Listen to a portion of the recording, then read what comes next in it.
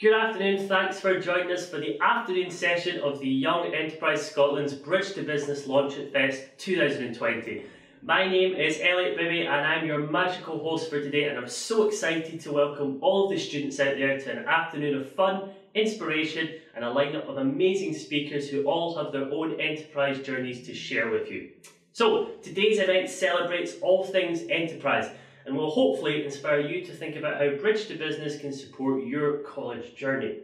So in true festival style, we've brought the weather.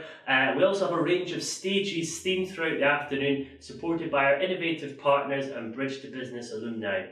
I do need to say a big shout out, big thank you on behalf of Bridge to Business to our awesome support partners for today's event. I'm going to try and remember them all. So we've got Paw Print Eco, the Royal Bank of Scotland, the Blank Faces, the Herald, U-Drafter, Social Shifters, Today Agency, Coach Lucy and Social Stories Club. I think that's them all. You'll hear from some of these partners later on as they're taken to the Entrepreneurial Partners Stage. And if you haven't done so already, make sure you check out the perks and discounts page, and this is where you'll find offers and giveaways available to all of you, so definitely check that out. Although don't go there straight away, because first up we're going to check out the Stori-Sessions Stage, which celebrates an amazing lineup of Young Enterprise Scotland and Bridge to Business alumni. They all have their own unique journeys with enterprise, and I'm going to share them with you right now. So our alumni are Bruce Walker, Lucy Thompson, Amy Ritchie and Claire Halligan. So let's find out how they all got started in business.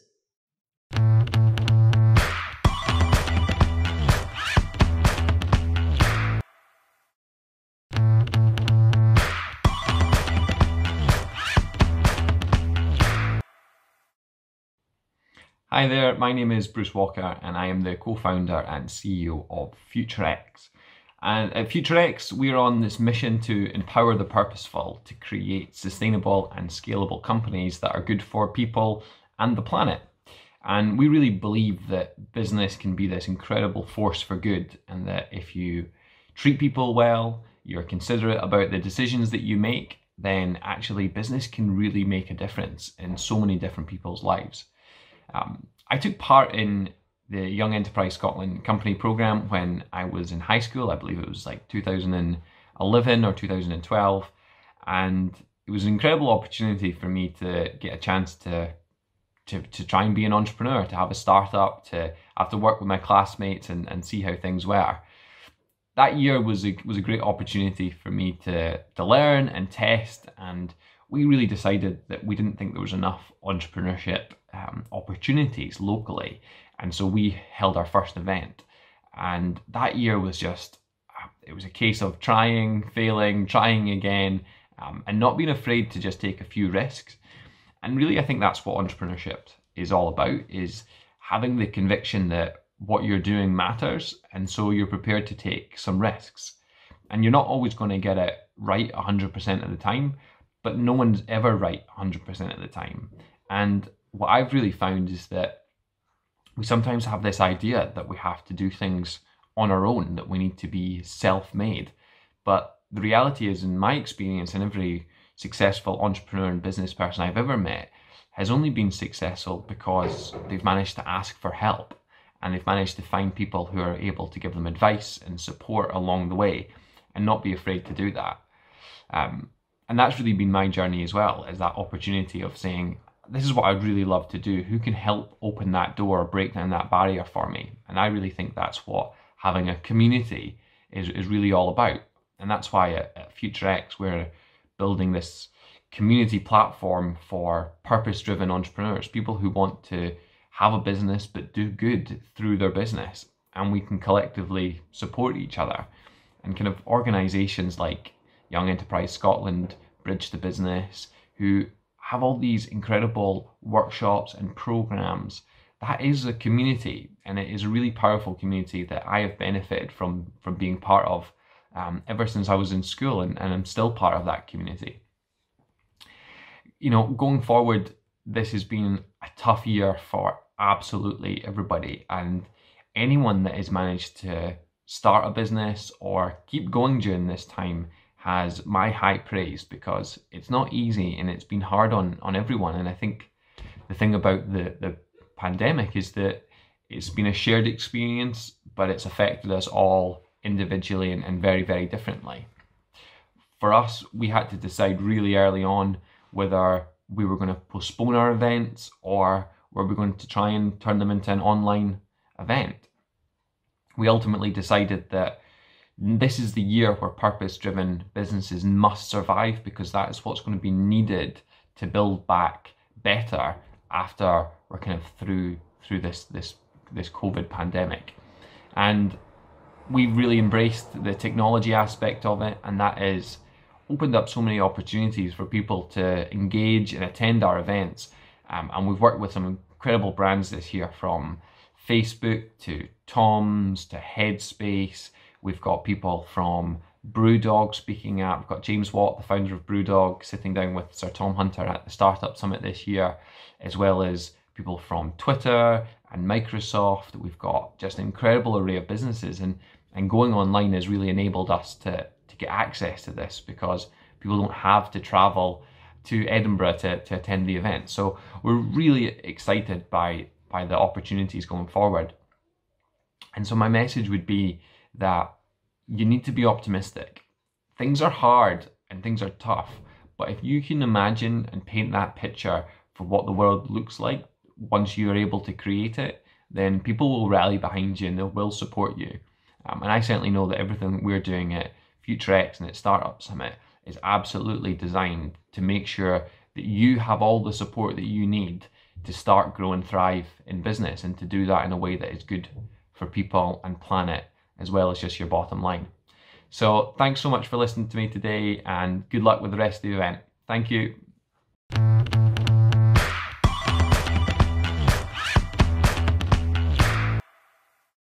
Hi, I'm Lucy. I'm the owner of Coach Lucy. I'm going to talk a little bit about my journey into enterprise to you guys. So when I started my journey into enterprise, I didn't really realise that I was kind of on that path until I kind of started to do a wee bit more brand work and things like that. My journey started after I finished university. So in my final year of university, I then went on to create my own brand business, Coach Lucy, which you can see from here. From there, we kind of went on from my normal one-to-one coaching to starting to do bigger group classes. We brought in boot camps. We started to sell our own merchandise, things like this, so hoodies, jumpers, t-shirts, the lot. And we also brought out our own cookbook as well, called the Coach Lucy Community Cookbook. So I've only had my business for 2.5 years. It has faced many challenges within that time, 6 months of which have been during a global pandemic. So that has been a significant challenge in terms of enterprise. But talking before that period of time, my biggest challenge in terms of what I faced in my journey of enterprise was finding my niche and finding what was going to work best for me in terms of the business model I was going to have and the offering in which my service provided to others. So it was really finding about what I wanted to give to people and what my service offered. It wasn't in terms of reinventing the wheel, it was just inventing something that was more specific and unique in the offering that I had. 2.5 years later, 6 months of which have been during the global pandemic, as I said, during COVID-19, my business always was run face-to-face, either as one-to-one clients, group training, or in a bigger class setting. So to then move everything from working in person to have to be locked down in your home and still provide a quality service wasn't an overnight shift. It was something that we had worked up to and something that we'd kind of planned. I had to plan out what if this was going to happen, and we moved all of our services online. So every offering that we provided was then put online, even to selling merchandise and stuff like that. It was then sent through e-commerce. Our classes, we managed to do over 400 classes and counting. As I record this video right now, we had an update on Wednesday to say that group fitness should now stop for 2 weeks. Come tomorrow morning, Monday morning, all of our classes will now go back online. So we'll be 400 classes and counting now online via Zoom. So that is what we started, and we started our offering a wee bit branching out more in terms of like the online market. So I was able to reach a larger number of people through the online service that we offered. So I was able to connect and work with people around not just Scotland, not just the UK, but around the world. So we also created our podcast, A Couple with the Coach, so A Couple with myself, Coach Lucy, and we had different guest speakers come on and speak about nutrition, about mental health, from nutritionists, from mental health nurses, from different people in our industry who had important knowledge that I felt was important that was shared with our community, whether that be somebody who was a paying client or somebody who just followed us on our platforms. Our podcast has reached different parts of the world, all the way to the other side of it in Australia. We have had people listen to our podcast from all the way over there. So what we offered at the start of the year has definitely transformed and changed. My website used to be purely information based, so people could find out what Coach Lucy was, what our offering was, and a wee bit of the background behind our story. Now it is a fully functional membership website for both one-to-one clients and for group clients and anybody else who wants to get involved in what we do. So people can go on, they sign up to their membership, they sign in, they log on, they access their workouts, they access the cookbook in which is online, they access their own programs, they access blog posts in which nobody else can access in any of our other platforms. They get that all provided online through their phone or through their computer, wherever they are at whatever time. They have access to hundreds of workouts at the click of a button. This is something I worked really hard on during lockdown, to be able to make sure that our service was provided to anyone who needed it. And it started as little as £2 per class. So you could pay £2 to do a class as a one-off, or you could pay $6.99, kind of like you would for a Netflix membership, and you were then able to access everything every month when you paid the $6.99 subscription. If you're someone that is thinking about jumping into enterprise yourself, I would definitely say take the risk, take the jump. It is the most rewarding thing that I've ever done in my life. I literally eat, breathe and sleep my business, but I wouldn't have my life any other way. So if you have an idea in your head, give it a try. I promise it is never going to be wrong. You're only going to be able to adapt and change it to become bigger, better and stronger. You don't have to reinvent something that's already there. You just need to have your own identity and your own spin on it, which I'm sure you do. No one else can do it better but you.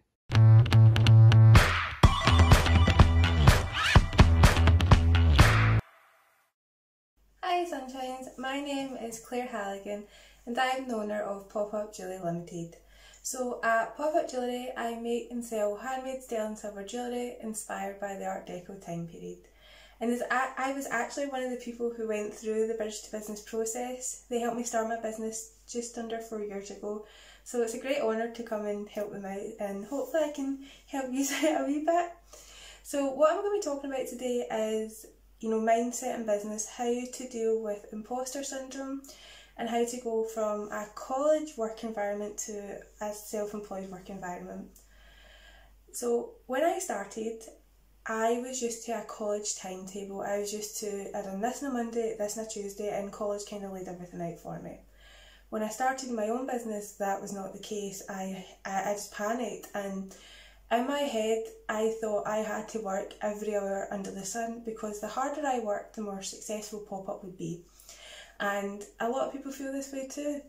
The only problem is I'd worked myself so hard, I was starting to not enjoy my job anymore, and I was dreading going to work, and I was making myself really sick too. I was constantly not well.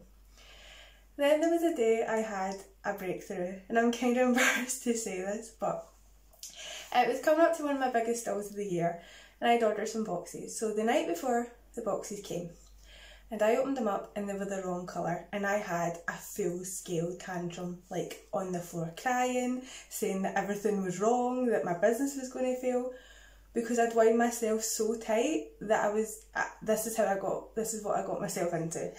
So it was then I kind of realised that this isn't working for me. I need to think different ways of doing things. So I started taking days off. I started not working a Monday because I don't like Mondays. I started not making appointments before 10 o'clock because I hate mornings as well. And the thing is, I can do this because I'm my own boss, and the business didn't suffer. If anything, the business actually excelled more because I was less stressed. So if you're feeling like this, which you probably will, it's okay, everyone feels like it, but you need to find things that work for you, what's healthy for you. So are you somebody who likes to work at night? Are you somebody who prefers to work in the morning?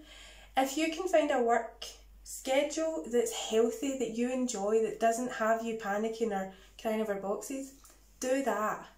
Because in business you do need to work hard to the benefits. That is very true, but you can't reap anything if you're lying in bed exhausted. So that's my first wee bit.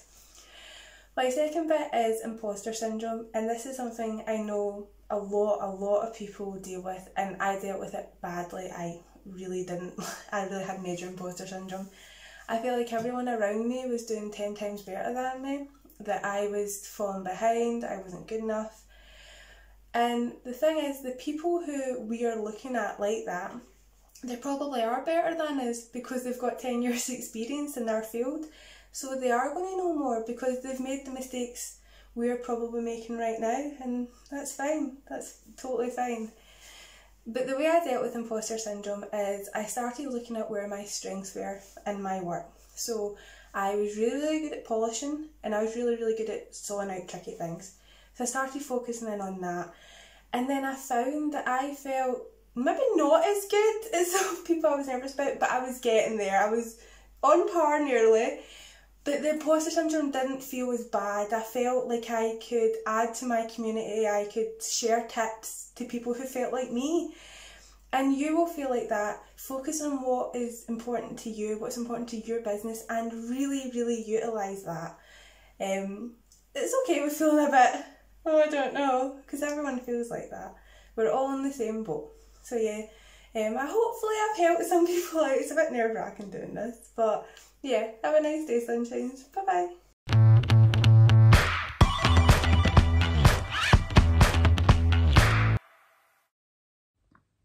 Hi, I'm Amy Ritchie. I'm 22 years old and I'm the co-founder of Sweet.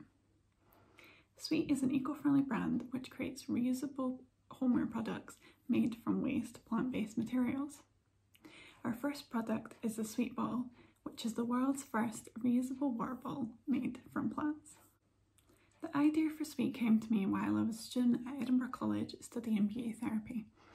I was on a bit of a health kick, so I was trying to drink more water, and I'd tried so many different reusable balls in the past, but I couldn't find one that I liked. They were either impractical to use, they were heavy or bulky, or just extremely difficult to clean.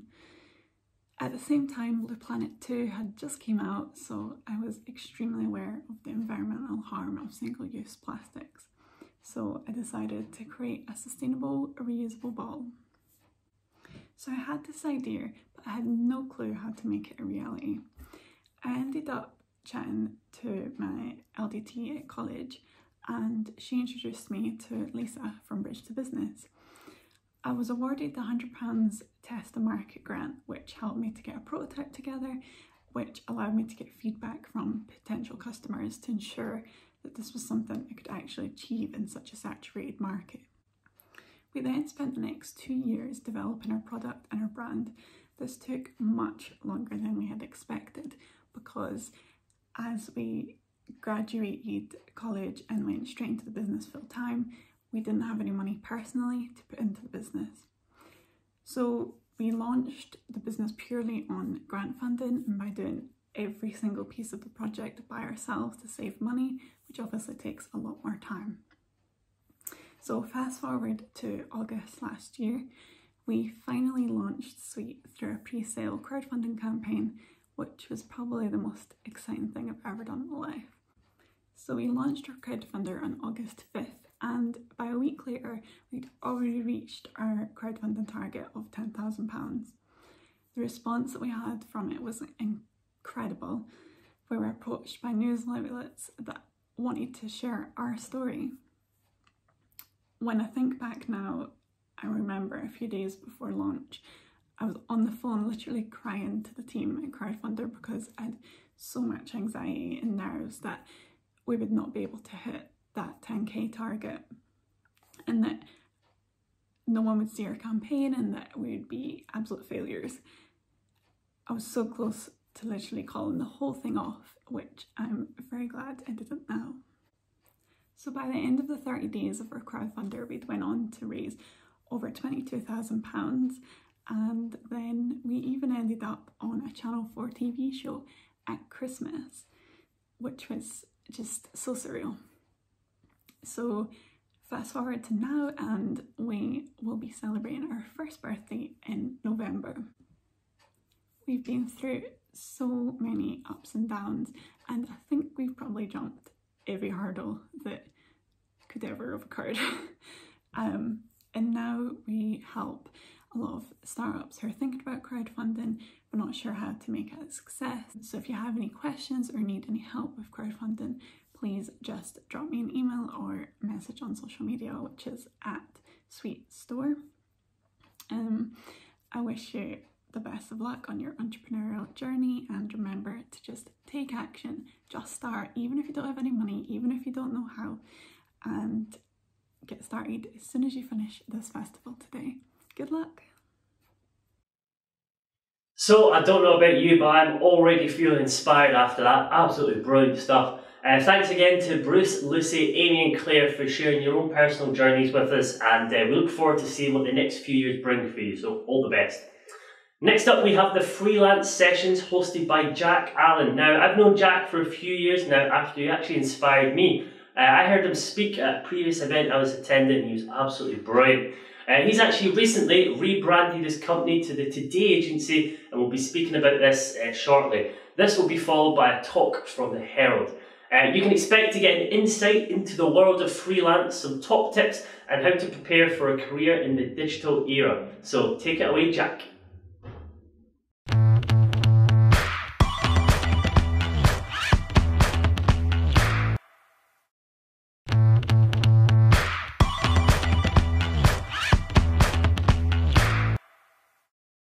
Hi, I'm Jack. I'm the founder of the Today Agency, and Bridge the Business have asked me to speak to you guys about getting into freelancing. Now, thankfully, there's no one in our office this morning, so why don't you guys come upstairs and we'll have a bit of a chat.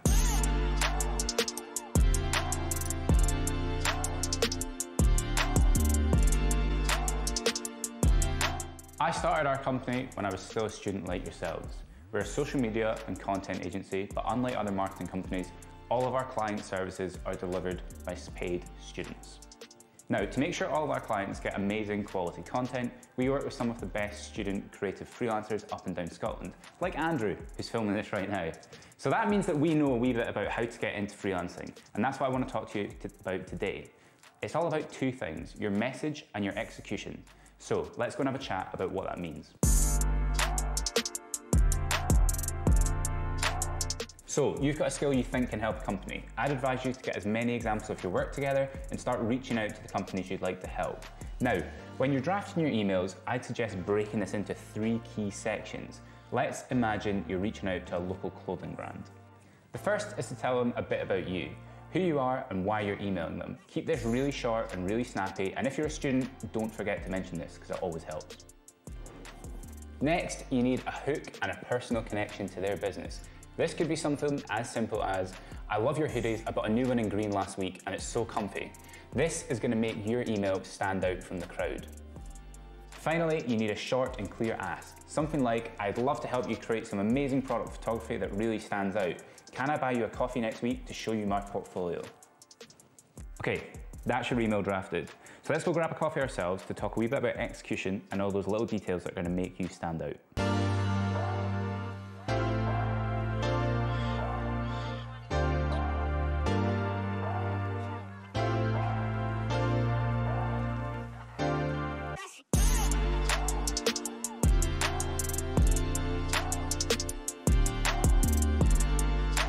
Businesses get emails from freelancers and people selling stuff all the time, so you really need to stand out. The key is personalization and making sure that your email reaches the inbox of the right person within that organization who has the power to offer you the job that you want. Thankfully, there are loads of tools online that can help you find the person you need to email. I'd recommend spending a bit of time on the company's LinkedIn page to find the person in the right position to email. and spend a bit of time on their website to identify that person's specific business email address. You want to make sure that your email lands in their inbox at the perfect time. You might also want to spend a bit of time thinking about when is the best time to email. Emailing first thing on a Monday when they've got loads of emails from the weekend, or last thing on a Friday when they're about to leave the office, might mean that your email is missed or totally lost in their inbox.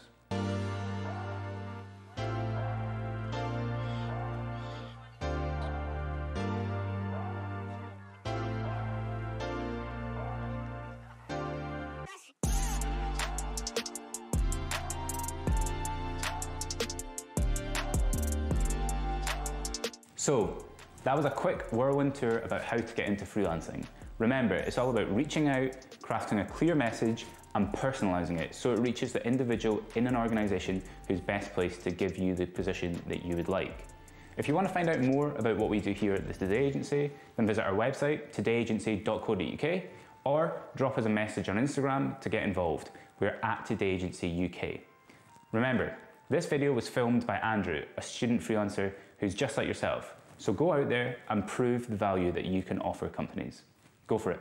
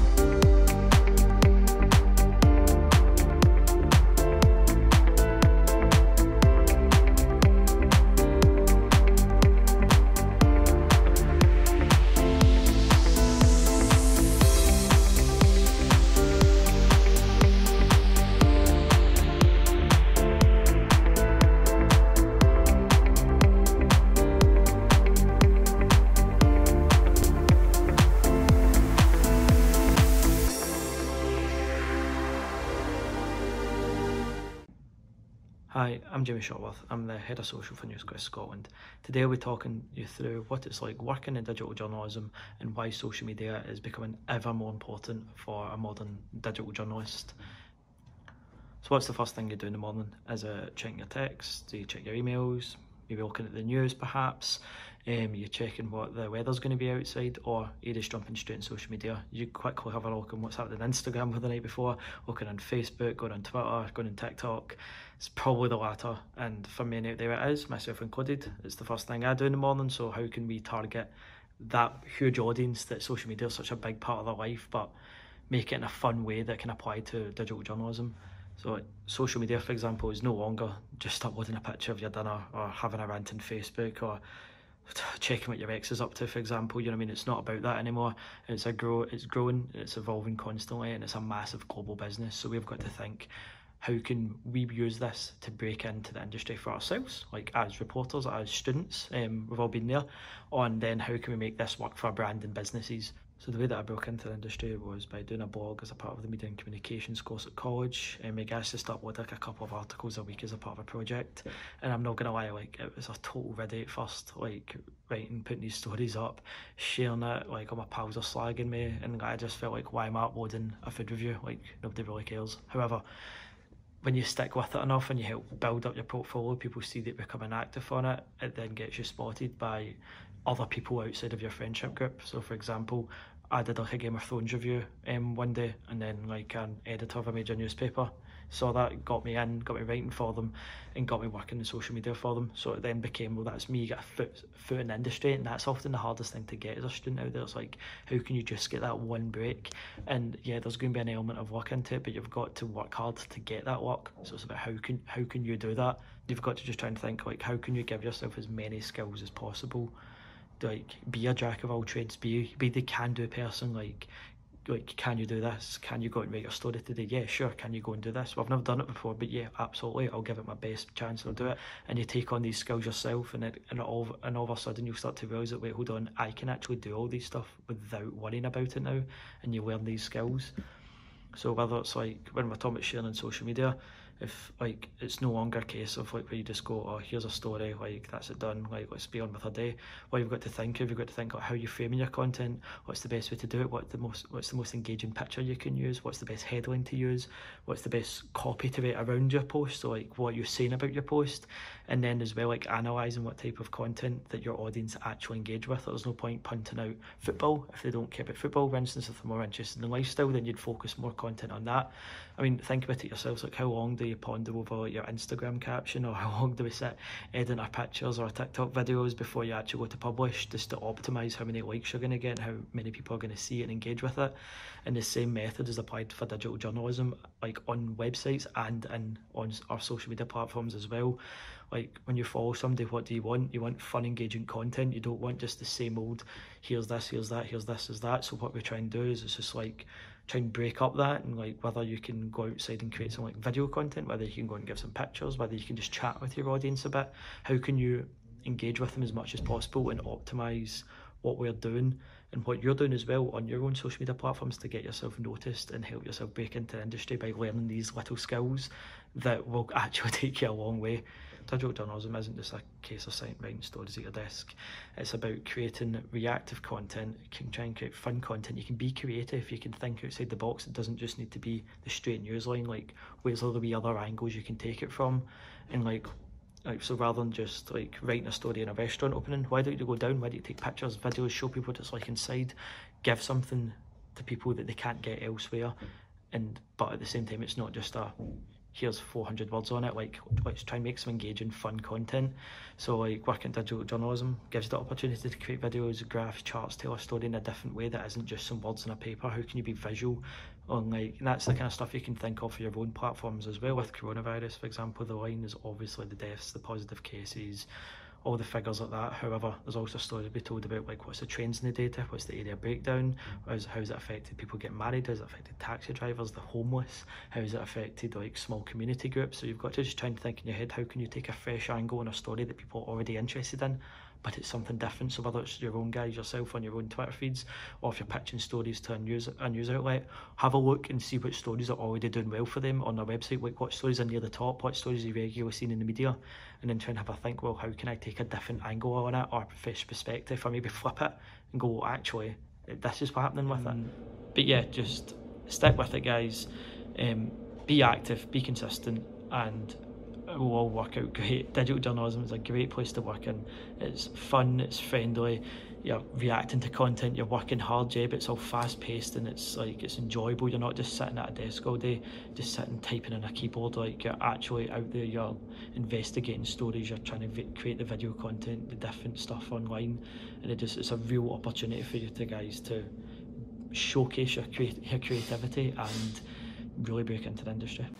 Thank you to Jack and the Herald for that. It was actually really interesting, and I can definitely vouch for the importance of having digital skills from my own personal experience, because over the last 6 months I would usually be out performing live magic shows for people, and I've had to take all my shows to an online platform and perform them over Zoom. Yep, true story. And I'm actually going to do a quick magic trick for you right now, get you involved at home. Yep, that's right, you. So I'm going to take this deck of cards and we're going to give them quick shuffle, muddle them up, just like that, and we're going to have a card selected, so I'm just going to dribble through the cards like this. Let's have a look at the card, just there. I want you to remember the card. I'm going to dribble them back down like that. So, completely random cards being selected. Now, You at home, yep, that's you. I want you to take your phone out for me, and also I want you to go to Instagram, okay? So I'm hoping that you've got Instagram. I want you to go to my Instagram, which is Elliot Bibby Magic, ELLIOT-BIBBY Magic, Elliot Bibby Magic, and have a look on there in the bio section. If you don't have Instagram, you can check that out at home. It actually got a little card, which is in fact the 7 of Diamonds, the card that you were thinking of, hopefully. Thank you very much. So next up, we celebrate the amazing support from the partners of today's event with the Entrepreneurial Partners Sessions. They'll be sharing with you their experience in setting up an enterprise and how they can support your enterprise journey with resources, competitions and upcoming collaborations with the Bridge to Business programme.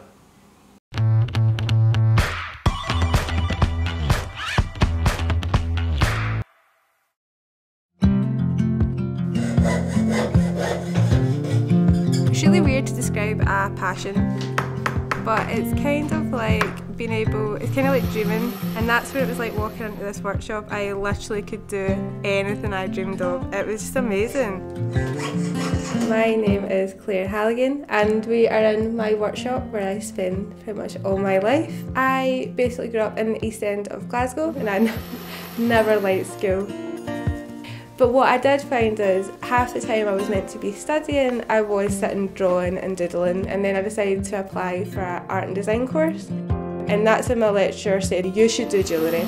I met up with a company called Bridge to Business, who work with the company Young Enterprise Scotland. I got to the point where my business started beginning to function.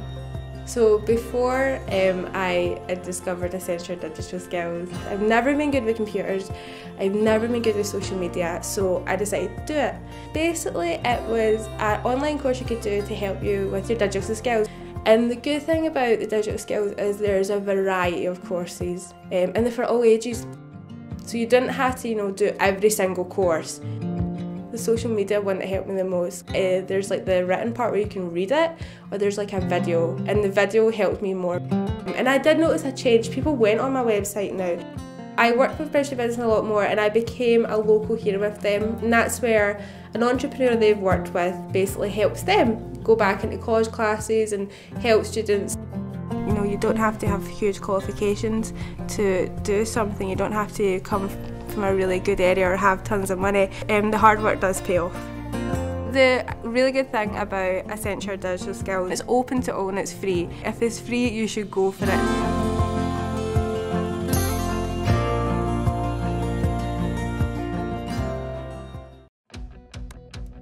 Welcome to the Royal Bank of Scotland Business Builder.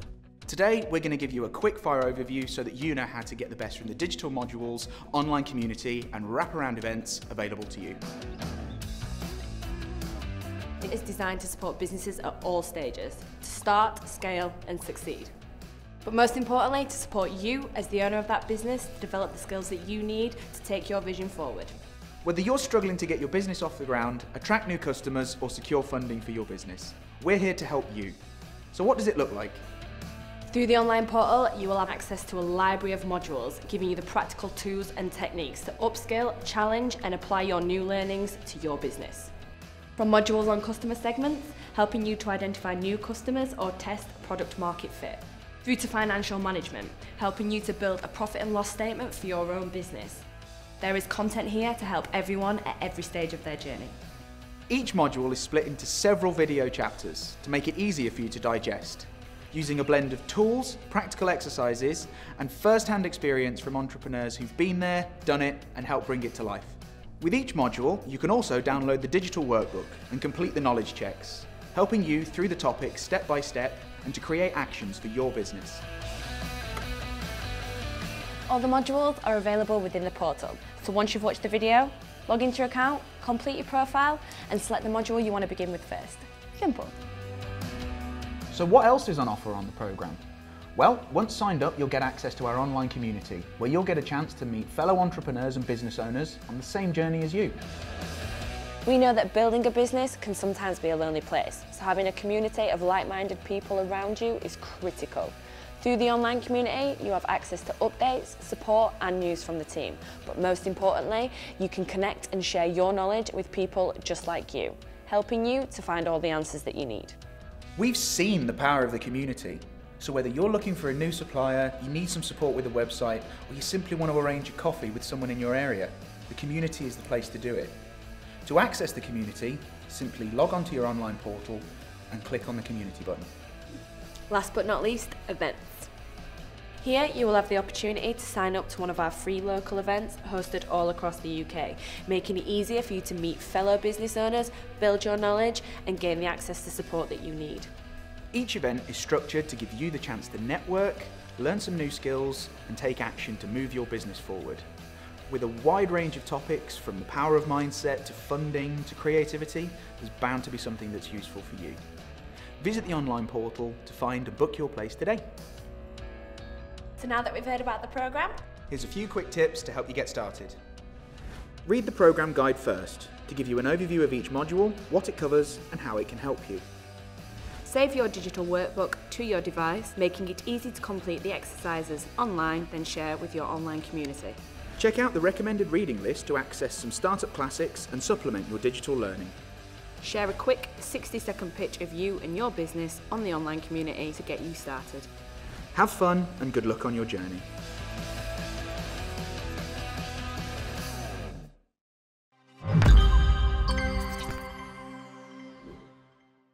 Hey there, I'm Tegan at Social Shifters, and today I'm going to show you how to get started with planning your social business. Social businesses can be incredibly effective at tackling social and environmental problems in a really sustainable way, but it can be super tricky to balance mission and money. So I'm going to show you how to use our social business canvas. And so this canvas is going to help you figure out a sustainable business model for your social business. Key, of course.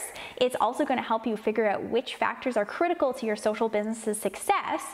And it's going to help you iterate upon your ideas and test out your assumptions as you start your business. So to get started with your social business canvas, you're going to start by thinking about your mission. Your mission is the positive change that you're planning to make in the world.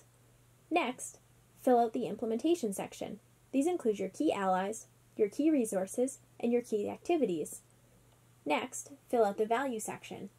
This section includes social innovation as well as your value proposition. Then, fill out the intended results section. This includes customer relationships, channels, as well as consumer benefits. Finally, fill out the finances section. This includes cost of delivery, community reinvestment, and revenue streams. So there are a few things you'll want to remember while you're working through your social business canvas. Number 1, don't work on your canvas alone. Try and bring your team together to discuss your ideas for the venture and how you see it working. Number 2, check out the sample completed canvas that we provided. The example used is Tom's Shoes, an internationally recognized social purpose business with a simple but powerful business model. And number 3, once your canvas is completed, take stock and consider the whole picture. Explore the connections and trade-offs between each section. Is the overall picture plausible? Are there things that you need to revisit or think differently about? Then take the time to involve others in your conversations to validate your ideas and build support for your project. Thanks so much for tuning in to learn about the social business canvas. Now it's time to start making your idea a reality.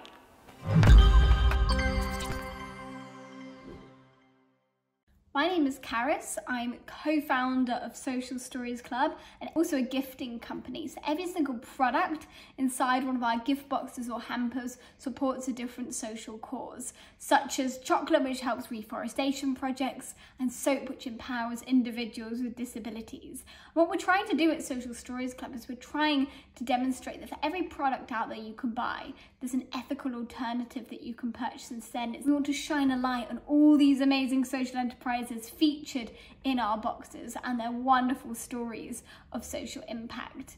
I'm 24 years old, and my first dabble in the business world was when I was 10 years old.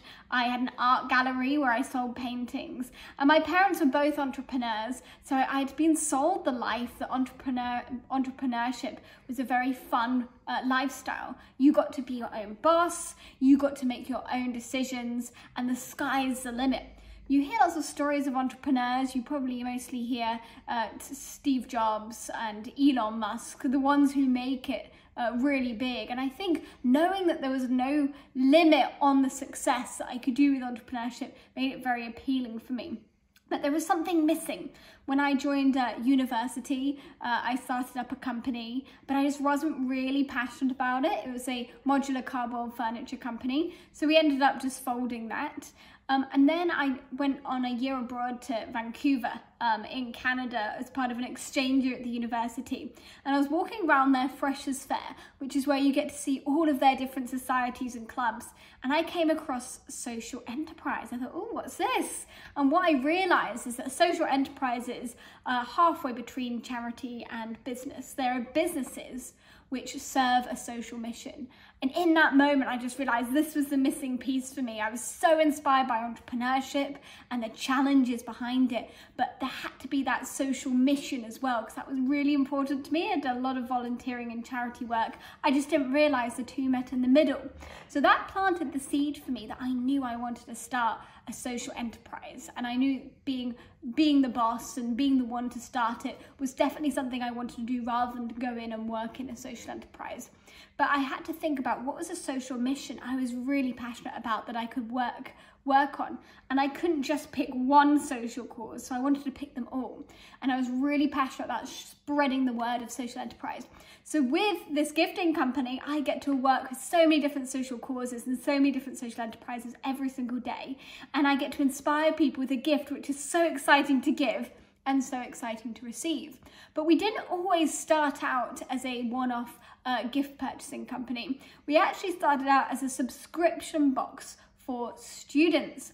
I went out and I asked students, well, what do you think of social enterprises? Do you try and be more socially conscious? Are you willing to pay more for social enterprise? And I got all the answers I wanted to hear.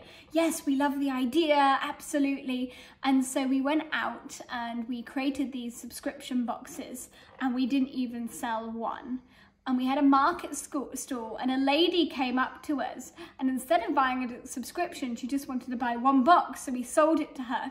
She absolutely loved what we did, and we didn't tell her she was our first ever customer, but we were so excited in that moment. And that's when we started to realize we made a lot of assumptions about students, and we'd ask them questions which led to the answers that they wanted to give us and that they thought were the truth, that they were willing to pay more for social enterprises and that they loved all these different products. But in reality, what people say they want to do and what people actually do are very, very different. So who actually bought from us and who actually were excited, we found was a completely different market to who we thought it was. But it wasn't only women who wanted to buy these as one-off gifts. We also found that there was the B2B market as well. B2B means selling businesses to businesses. So we would sell gifts to other companies.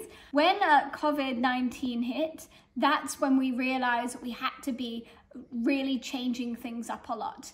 We found lots of businesses were struggling all around us, and we had very large orders cancelled. So in order to meet the needs of the climate, we focused more on the B2C market and creating gifts to help people connect. I really recommend going down the route of starting something up yourself, whether it's a business or a social enterprise, picking something that you're really passionate about, because the learning experience that I've got from these past 3 years has been absolutely invaluable. Every single day is new and different. Every single day is exciting. And if anyone wants to reach out to me on LinkedIn and ask me any more questions, I'll be more than happy to answer. As students, we struggled to gain experience relevant to the topics we spent so long studying. Not everyone has well-connected parents, and growing student debt can make social mobility unattainable. What if students and graduates could put their learnings and ambition into meaningful work while earning extra income? Equally, growing companies can face resource constraints, competition for talent, and cumbersome recruitment processes.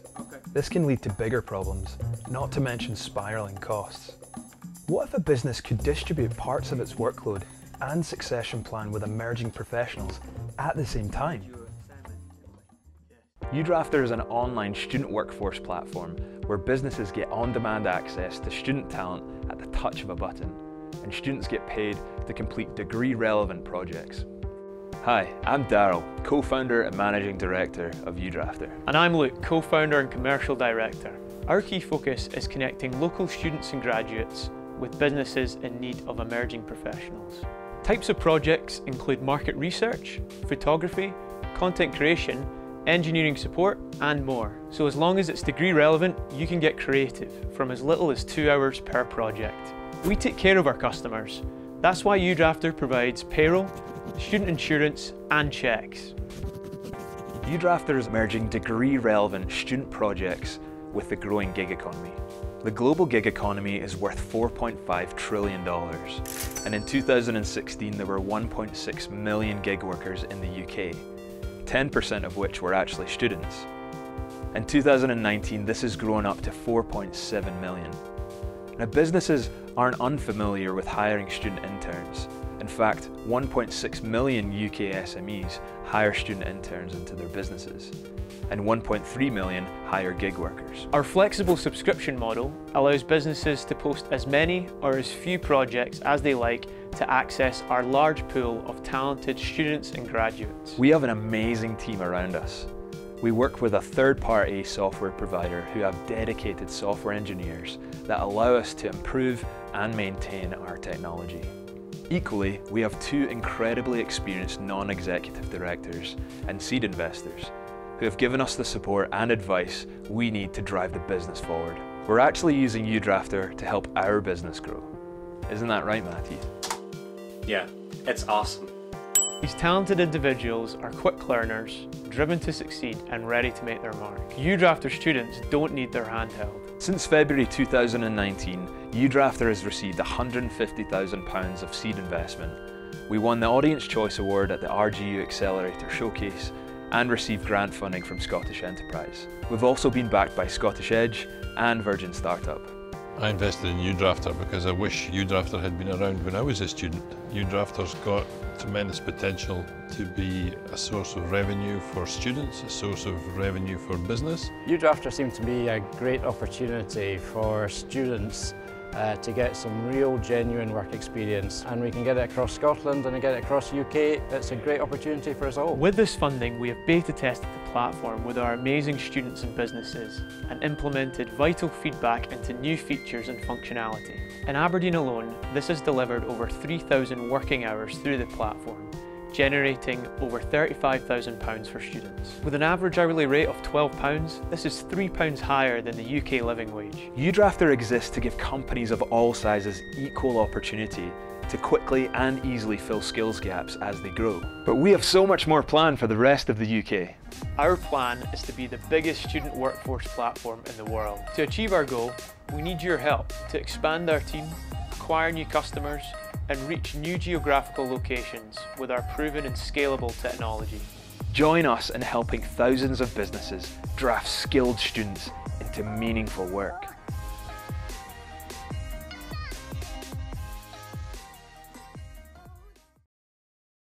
Nature is what we need to keep the planet healthy. If you don't have nature, nothing can be healthy. PawPrint's mission is empowering people to do their bit to fight climate change. We're building a behavioural change platform that will allow you to measure, understand and reduce your carbon footprint. PawPrint's vision is to build a community-driven standard in carbon footprint reduction, allowing people and communities to come together and do their bit to fight climate change on their terms. This is much more than a business. This is about building a movement on a scale never seen before. Users will be given their own number to work on, which will give them a sense of ownership, and challenges to help them reduce that number, and rewards for achieving them. We've built a close working relationship with Mike Berners-Lee, who's an expert in carbon footprinting. So we've been advising PawPrint on how they could be talking about carbon and how they could be doing the carbon numbers. You've grown from 1 or 2 people to a really nice, high-energy, buzzy team. Along with PawPrint's friendly mascot, Bjorn the Bear, we will empower the individual, create a movement and facilitate widespread change. PawPrint have raised £580,000 from 50 top angel investors. You have to be the change you want to see in the world. Like, you can't just talk about something and not do anything. So for me, it was a no-brainer. As the father of 2 young boys, this is the generation that will see quite evidently the mistake that we've made in our generation. This is about being part of a really exciting journey over the next decade or two, changing societal attitudes, and demonstrably improving the impact that humans are having on the environment. Initially, we'll use the money raised to build our user group. And once we've achieved this, we'll partner with businesses, workplaces and communities to further the movement and to start building revenue. The team at PawPrint and the mission that the team are on is really important to me, and I think they're going to make a big change in this world. So I think having Mike Berners-Lee on board to really empirically back the challenges, no other company I'm aware of has that. It helps you measure your individual impact on the environment, but more importantly, it focuses on the small things you can do to your daily routine that will have a positive impact on the environment now and in the future. PawPrint operates in a winner-takes-all market, and this will only work in terms of impact and as a business if we scale. I think investment in PawPrint is the opportunity to be part of a really exciting journey, having a dialogue about how to maximize the chances of PawPrint being, one of the few companies that really changed the dialogue around this and made a huge difference. That would be something to be really proud of together.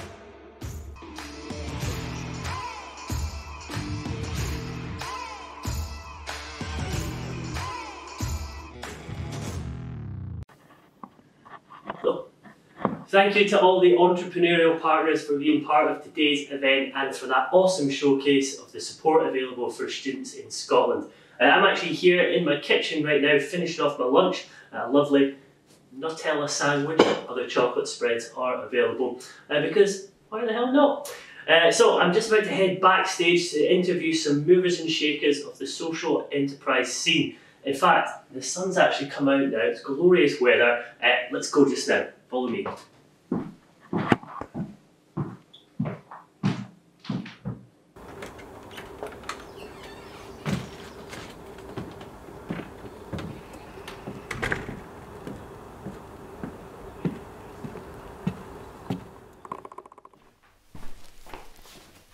Hello there, it's Elliot, Bibby the Magician here again, and I'm here at Young Enterprise Scotland headquarters at Glen Park in Glasgow, and I'm here at the Backstage Sessions, and I've got some amazing guests lined up for you. So we've got Alan Mahone from Brewgooder, we've got Gerard Mackenzie Govan from the Blank Faces, and we've got Fee Forburn from Yellow Barrel. So I've got some really interesting interviews with them lined up, and I can't wait to get started.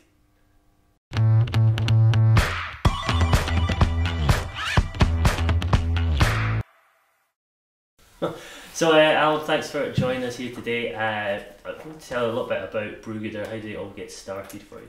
Yeah, so Brewgooder kind of started when I was about 22, I guess. I was travelling, doing some work on an international development project in Nepal, and I did what everyone tells you not to do when you're out there, and that's drink a local water source. So the doctor, the Commonwealth Office, and I think your mum would tell you not to take any risks like that, but I was 22, didn't really think that I could get sick, and I actually ended up getting quite badly ill for a bit. When I was in Nepal, I came back home, I got NHS GP give me a prescription, I got fine again, and then I tried to get into the water sector pretty much from that point on. I applied for lots of jobs, government jobs, charity jobs, lobbying group jobs and stuff, and I got rejected from every single one of them. I was ever overqualified or underqualified for lots of the stuff that I was applying for. And then when I did get a job with a guy who's still an amazing friend, Josh Littlejohn from Social Bite, I started getting a paycheck, started buying really nice beer, started getting into beer, and thought it would be awesome to combine that experience that I had of something I was passionate about, trying to get involved with and improve the lives of other people who wouldn't have had the same luck and resource that I would have had, and then do it with something that I thought was super cool, which was beer.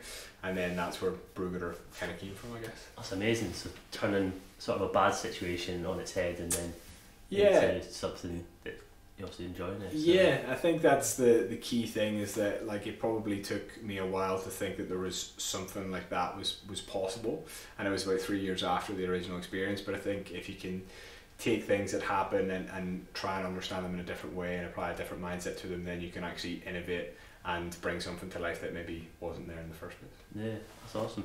So what do you think's what do you think the social enterprise model sets you, how does that set you apart from like other brands of like sort of competitors and stuff as well? Yeah, I think starting a social enterprise, particularly in a market which is dominated by really, really big companies and some smaller for-profit companies, is great. It allows you to kind of have a clear point of difference.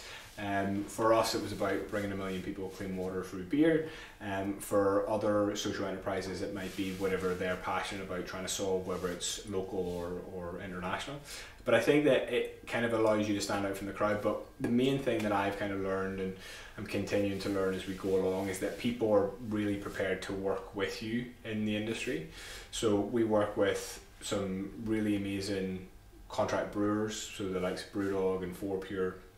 But we've collaborated with about 150 different breweries around the world in 24 different countries. So for me, that's enormous, because it shows you that people are prepared to help you do a good thing. And I think that that could apply to any industry. So when you're looking at starting your own business, or if you're looking at starting a campaign or an organisation that fights for something, you'll actually be very, very surprised how many people are prepared to help you get and achieve what you want to achieve. Yeah. So you're saying 150 breweries, that's around the world?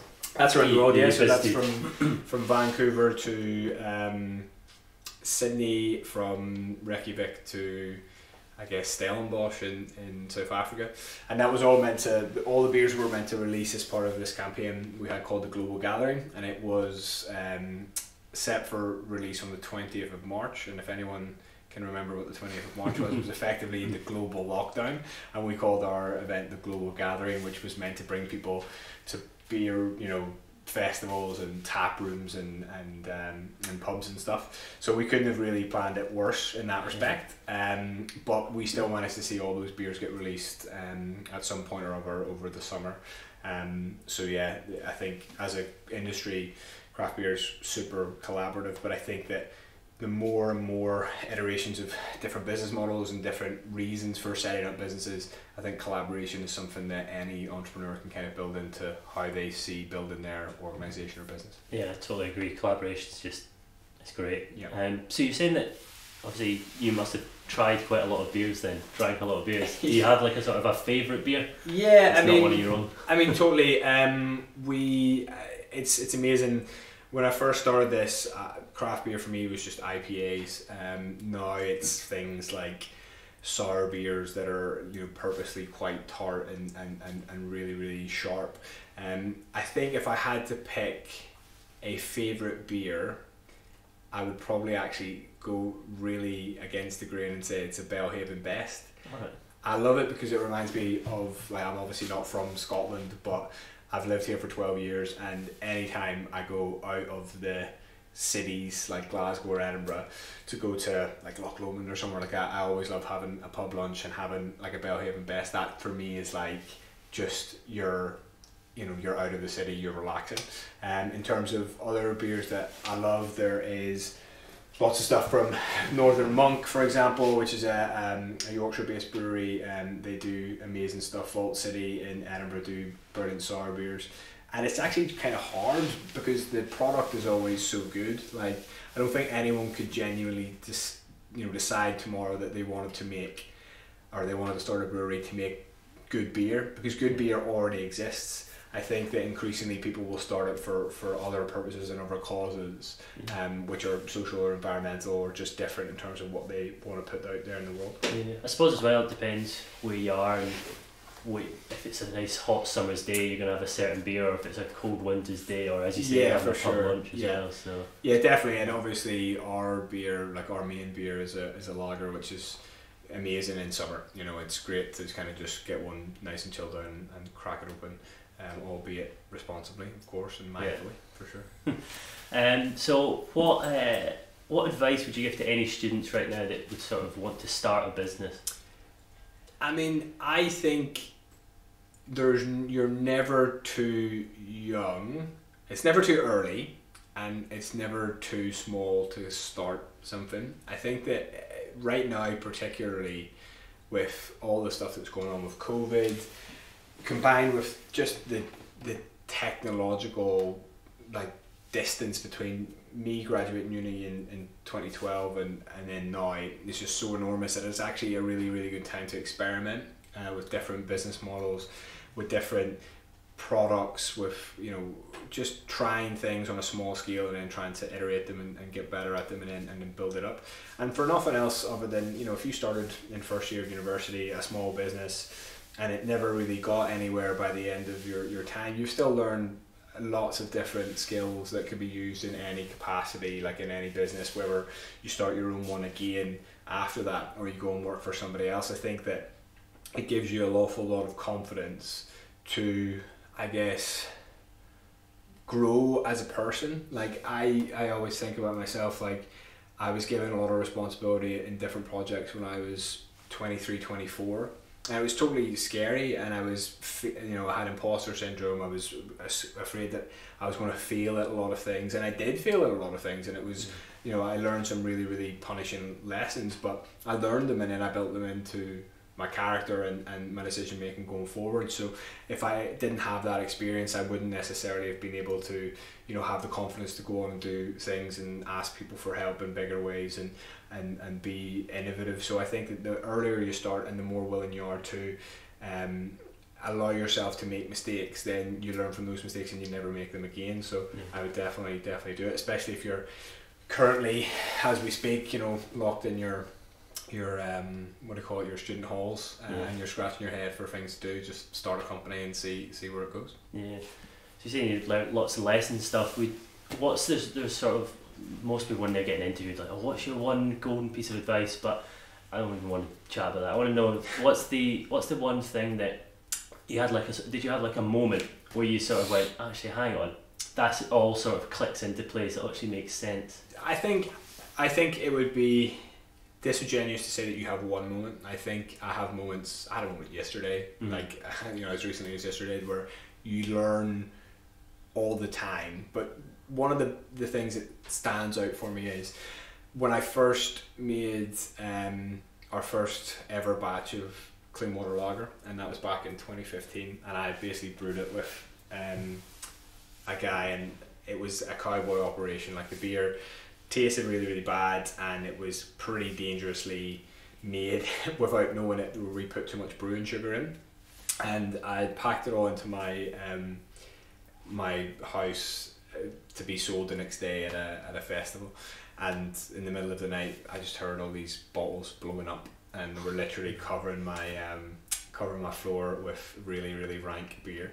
And that for me was awful, because I put a bit of my own money and my own time and kind of my own reputation and my own self into this project. I told a lot of people I was going to start doing it and blah blah blah, and I did really, really badly at it in many respects. But then I thought it was all over. I thought this is just the brew-gooder dream, if you like, was going to come to an end. And I phoned my sister, and my sister's like 16 years older than me, and my dad died when I was quite young. So she's kind of like my second mum. So if you can kind of go to her for like a bit of a arm around the shoulder, and that's what I thought I was going to get. Basically saying, I've brewed 1,000 bottles of beer and 300 of them have just blown up. And she just started laughing. She was like, in a few years time, like, you'll look back on this and think that, it's a funny story to tell, which is obviously surreal, because you then tell that story. But what that made me realise is that I knew that I wanted to use the power of beer for something really positive. And I had the idea of how that would work out in, more or less a concrete form. But I didn't know how to brew beer. I was a drinker of beer, I wasn't a brewer of beer. I don't have the attention to detail to make, that really is required to make something really, really tasty. So I decided, well, if I can't brew the beer, then why don't I just ask for help to brew the beer? And then I decided, you know what, you might as well ask the best people possible for that help. So I went to the guys at Brewdog and said, listen, can we do this? And yeah, they more or less said, yeah, go on. So I think the understanding, like the moment of realization where you're not you don't have to put the pressure on yourself to do the whole thing. You know, there are people who bring lots of different skills to the table, and if you have the self-awareness to know that, then you're probably 10 or 15 steps ahead of somebody who doesn't have the self-awareness and thinks that they just need to crack it, or they just need to do this and do it all themselves. Yeah, that's brilliant. Definitely learned a lot just chatting to you last 10 minutes. Thank you very much for being part of the Backstage Sessions today, Alan, and I look forward to cracking open another can of Brugada in the future. Excellent. Nice one. Thank you. Do you want to do the wheel? Oh, actually, should we do We the want wheel? to do the wheel. Yeah. The wheel. Forgot about the wheel. Right, let's. Right, you I'll spin it. and then you I'll stop it. Does pineapple belong in a pizza? Yes, I believe so. I believe pineapple belongs in a pizza. I used to love Hawaiian would have been the one that I would have got, but I'll tell you even a more controversial pizza that I ordered one time. There was a pizza bar in Belfast, and I went in, and they had banana and egg on the menu, and I was like, this is just so crazy that I actually want to eat a banana and egg pizza. Yeah. And that bananas and eggs do not belong on a pizza. Pineapples do. That's very true. You know what? One thing I've never been able to find is tinned bananas. That's There you fair. go. I don't think they would last Just on too long. the topic of bananas, Yeah. tinned bananas. We tinned everything else. Absolutely. Not tinned bananas. Get tinned plantains, actually. Yeah. Yeah. Well, thank you very much, All Alan, good. and look forward to seeing everything that you're up to in the future. Nice And one. best of luck. Good man. Thank you. Cheers. All right. Thank you.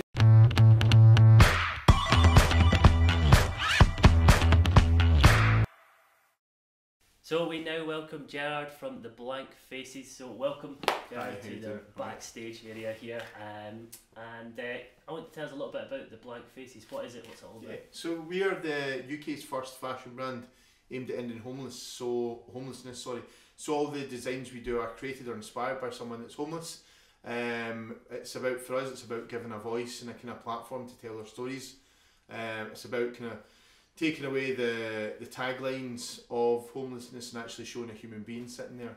That's amazing. So that's what we do, yeah. And I've heard you just opened up a new shop. Yes, we just opened up in Great Western Road, number 427. So we opened up 2.5 weeks ago, and it's been great since we opened, yeah.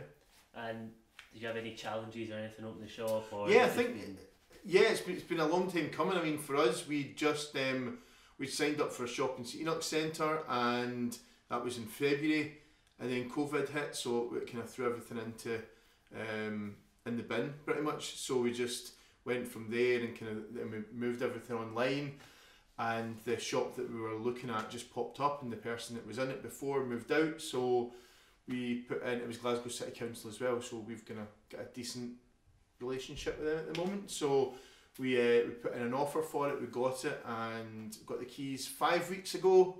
Opened the shop 2.5 weeks ago, so it was a really quick turnaround for us. That's amazing. So how many, do you have quite a lot of stock, or do you create it all? Yeah, I mean, so for us it's like we've got the shop at the front, we've got a photography studio through the back. Downstairs we're going to start running our classes with the homeless people again once COVID all calms down and we're allowed to do it, but at the moment it's just full of stocks. We've got rails and rails of stock, so we started off with our t-shirts, our hoods, our sweats, and we've kind of moved on to more of a collection now. So we've brought in jackets, trousers, shirts, and it's just all about kind of, for us, we started off with t-shirts and sweats because it was probably the cheapest thing to do when we started off, but now having the team I've got behind me, I now know that we can actually launch as a fashion brand instead of just being another jumper brand. Yeah. And is there any sort of plans to sort of expand out with Glasgow, or are you just going to keep it in? Or? No, I think for us it's about, like we said this the other day, that homelessness is a worldwide thing. So if we can try and do what we do in different cities that are really affected by homelessness, I think for us, we're looking at Manchester just now. It's absolutely massive for homelessness, and I think even on a scale compared to Glasgow it's bigger. So we're looking at doing Manchester hopefully next, and then we'll maybe do something back in Scotland. But yeah, our main focus is Glasgow just now, then Manchester. That's awesome. So obviously you're expanding that, and hopefully trying one day global, do you think? Hopefully, yeah. It's the dream. I mean, for the main kind of, we started this off, and when I said they said, what's your main aim? And I said, well, it would be to never have the blank faces, like to close, because there'd be no homelessness and people would, you know, there'd be nobody to tell the stories. But I think at the moment you can see that homelessness is getting more and more on the streets. We can certainly see it. And I think for us it's about, you know, helping these people tell their story. So the way we work as well is that for every design done, we give the person that's done the design a percentage of every single garment sold, so that goes directly to them, and then the rest of the profits at the end of the year we split between the smaller kind of grassroots homeless charities we work with within Glasgow. So your designers, are they homeless people themselves, or? Yeah, so the people that come up with the ideas and stuff, they're all homeless or have been homeless, and it's just about telling their story, because nobody wakes up in the morning and wants to be homeless. You know, it's about, there's something that's happened in their lifetime that's got to where they are. So for us it's about telling that story and kind of humanising it, because a lot of people look at somebody in the street and just love a tagline, but for us it's about taking that away and being like, well, that's actually a person and that's how they've got to this point in their life. So that's what we do. That's brilliant. So you said you opened the shop 5 weeks ago on Great Western Road. We got the keys 5 weeks ago, yeah, open 2.5 weeks ago, yeah. And so that's obviously quite a big achievement to have that. Massive you said everything was achievement, online before that. Yeah. Are you still doing the online stuff? Online's still going, yeah. We're just launching a new website, hopefully in the next week or so. Yeah, it was supposed to be a while ago, but it's now maybe a week or something. So we'll be launching a new website, which will be a lot nicer than the one we've got at the moment, and we'll be kind of focusing on store as well. So yeah, that's brilliant. So obviously that's quite a big achievement, opening your own store. What's the sort of the biggest thing you've sort of achieved in this? My biggest achievement so far, or the thing I'm proudest of so far, is that we run a we also do briefs for universities. So we just worked with Caledonian University and Gala Shields, and we kind of give the students a brief. So the first time we ever gave the students in Caledonian a brief, I took them all to a homeless shelter down at the Barras, just to kind of show them what it was like in a shelter, because it's a different life down there, and took them all in. There was 19 girls and 1 boy, and what they were to do, they were to just kind of like I said, like break down the barriers, go and talk to people, just see, you know, just chat to people. And I think that when me and the lecturer said to them, right, we're just going to leave you here for a few hours, I think that the panic kind of set in their face. They were all kind of a bit worried about it. But we went away, and then we came back a few hours later, and every single one of the students were just sitting chatting away to someone. So none of them were sitting on their phone, none of them were doing any of this. It was just like they were actually having conversations with people that they were probably scared to when we first went in. So that's probably, it doesn't sound like a huge achievement, but to me it was massive. That's absolutely huge, especially in the day we're in just now, or the day and age where everyone's constantly on their phones or laptops or tablets or everything. They're just they really, that's sort of such a massive important point to take out of, even just from the whole of today, is just pop your phone down and just chat, even if it's to your family or some random. I've always said this as well, if I'm on a bus or a train, I'll just pop the phone down and just chat to the person opposite me, and usually you get a, you chatting to me?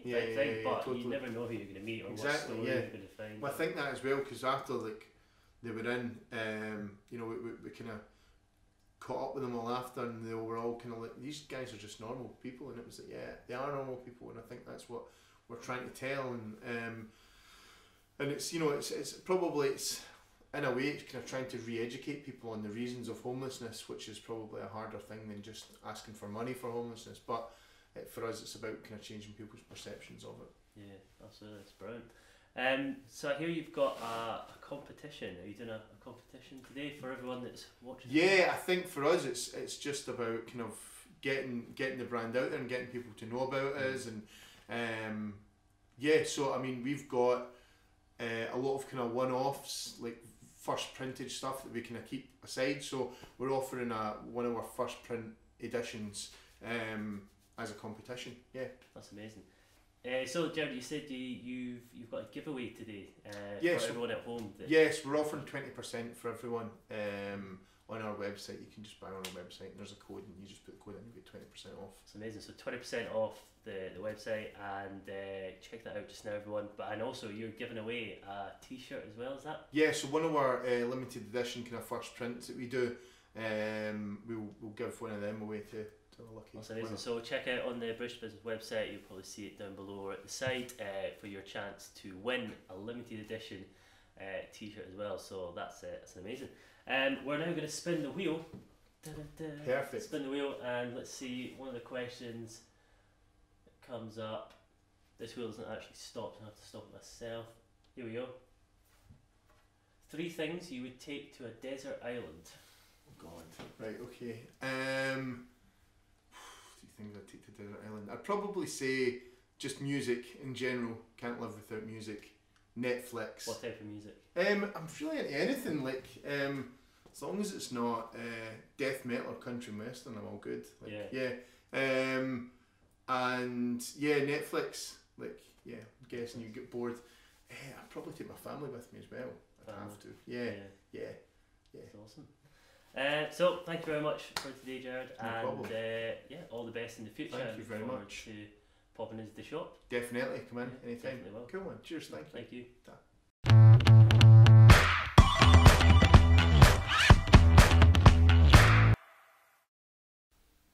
So next up we have Fee Forburn, who's a newbie on the social enterprise scene, and she's been developing her ideas for the last few years at Ayrshire College. So welcome Fee to the backstage area here, and so we're gonna have a few questions, have a little bit of fun, and so I hear just straight off the bat you're the winner of the Bridge to Business Social Innovators competition. So congratulations on that. Thank you. Do you want to tell us a little bit more about that? Well, I first of all entered it for fun because I thought if I enter it to win, I'm going to be too nervous to do it. I entered the competition for the Tech for Good section, so it was to do with an app called Yellow Barrel. Is that your app?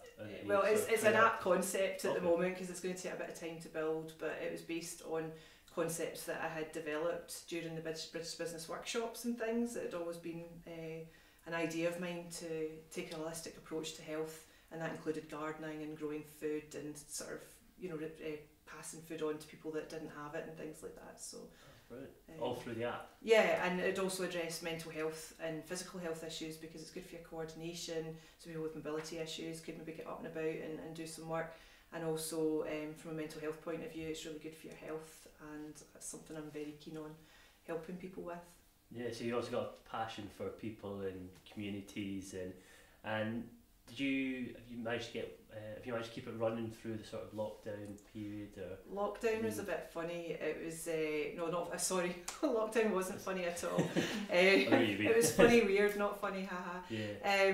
Because I actually thought that I would have to develop the social gardening side of things and the workshop things from the base of being a complementary therapist out and build my reputation out the way from there, and then start doing workshops and maybe developing a network for gardening.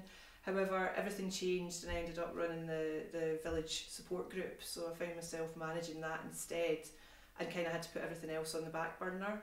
And there was a moment in time where I kind of grieved the fact that I had to put my own plans on the back burner like a lot of people did, but then I realised that I was suddenly in the right place to be able to start those plans. So in the community we've ended up setting up a social gardening network, which is actually Yellow Barrel but just on a small physical scale. So we've got land now that we're excavating, and we're going to build 18 raised beds out of recycled wood. That's brilliant. And out of that we've got a big network in the village, and then I'm building relationships with other groups through the Green Network. So it's just started with that small little garden, and it's just expanding and the only reason that we have that capacity now to do that is because of the relationships and networking that we got through running the groups. So the council send me funding applications, they tell us we work together all the time. They're helping us set up a community larder, which is going to be part of the garden growing, because it's all about food sustainability and that's part of that. So we've also worked with the environment group, the community trust that take the money from the wind farms into the village. We've got all that back up now. So the reputation I thought we had to build up from my business out, it's actually going the other way around. So now I'm looking at how do I build my complementary therapy into it. Got you. So all started with that. So was it all through sort of the Bridge to Business thing that they sort of mentor you and help you with bits and pieces, and then you had that initial idea, and then as you were just saying, it's sort of, you thought, how do I start this? There's so many things, but then you've just done, you followed your passion really, and then everything's Yeah. just sort of come to you. And the thing is with the starting it thing, and Lynn will probably laugh at this when she sees it, but she was always saying to me, these are great ideas for you, but you have to go out and do it. You have to just start it, you have to give it a shot, see how you feel when you're there doing it, because I don't have sometimes a lot of confidence in myself. I've got confidence in helping people, but I don't always have confidence in my own skills. And I just kept putting things off and off and off. But as soon as COVID hit, a week before lockdown, I already had it set up and organised. I don't even know how I did it. Just switched on, and I think it was the skills that I built during the Bridge to Business workshops and with my mentoring that helped me have that kind of programme in my mind to follow. Yeah. So where do you sort of see your business in the next few years? And do you think you need sort of more people to get involved with it, or do you still just keep doing it yourself? Or I definitely don't think it's a do-it-yourself thing. I've learned so much over the last 6-7 months that collaboration's the only way that especially myself anyway, can work. I'm an ideas person. Everything I've had ideas for before has fizzled out because I didn't have a team behind me. I've learned how to recruit a team. I've learned how to pull people into the right positions to help me with the skills that I don't actually have myself, and that's why I think it will work in the future. As far as where I'll be at, the next 6 months will be setting up this larder, setting up as a charity, and setting up the gardening project, the community gardening. In the background, I've got somebody looking into my logo and my branding. We've agreed that the Yellow Barrow will be our branding for the garden and the larder, but we're not necessarily going to be able to call it the Yellow Barrow because we have to be under the banner of the new charity that we're setting up, which is the support group. That's exciting. Then from that, I'm hoping to develop the app with somebody that I've got on board with that, but I have to do these first things first because people need to eat and they need to be well first, and then we're going to move on to that. Raising funds for a business venture, I think, is probably harder for me.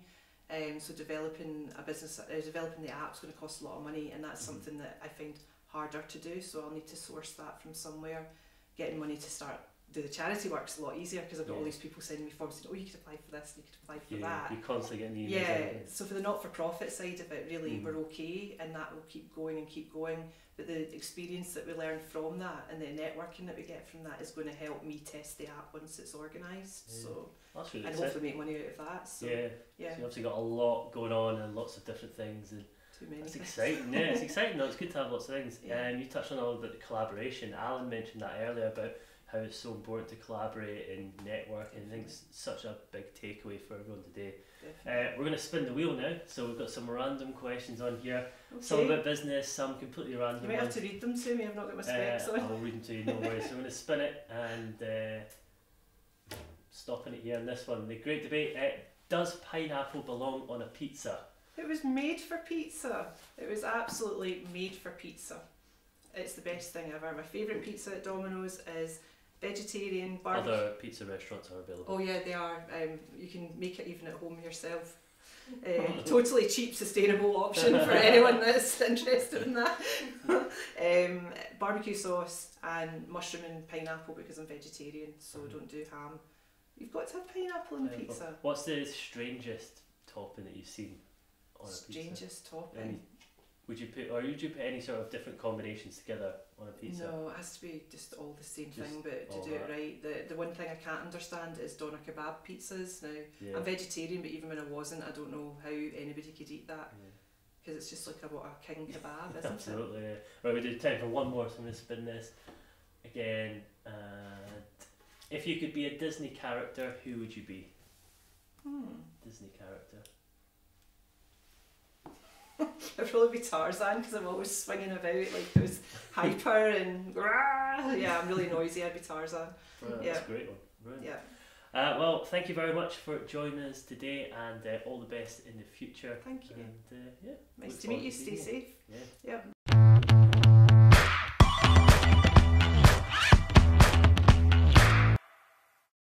Hi everyone, I'm Lisa and I'm the College Delivery Manager here at Young Enterprise Scotland, and I really hope that you're enjoying our first ever Launch It Fest today. Hope you're sitting comfortably and you've enjoyed the speakers so far. Thank you so much as well to Elliot Bibby, who has done an amazing job so far of hosting our very first virtual event.